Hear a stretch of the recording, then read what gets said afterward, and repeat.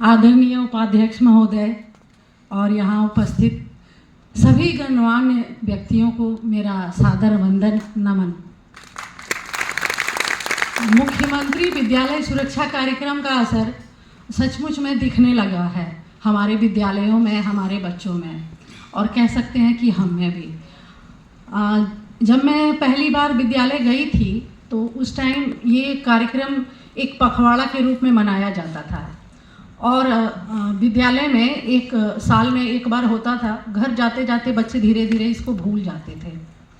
उसी समय एक बच्चा था मेरे विद्यालय में, धीरेन्द्र, जिसको सांप काट लिया और जानकारी के अभाव में उसका झाड़ फूँक कराया गया, लेकिन उसकी मौत हो गई। और मुझे इसका पता 3 दिन के बाद चला, जब तक बहुत देर हो चुकी थी और बहुत दुख हुआ इस बात के लिए। मैं उसके घर भी गई थी।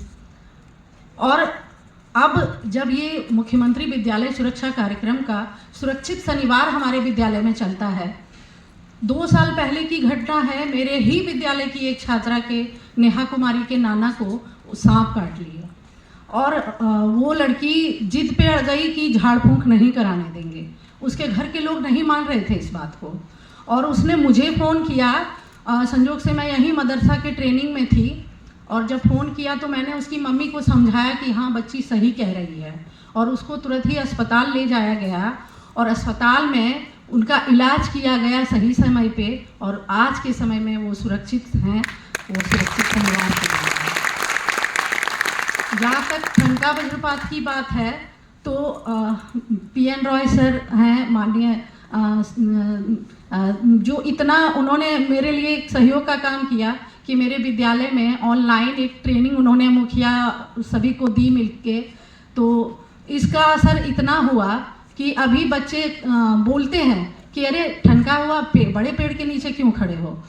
तो ऐसा लगता है कि हाँ, अब हम लोग कहीं ना कहीं सफल हो रहे हैं। और एक बच्चा जब सीखता है ना, तो कहते हैं एक पीढ़ी तर जाती है। और हमारे यहाँ का तो एक मूल मंत्र ही है कि आपदा नहीं हो भारी, यदि हो पूरी तैयारी।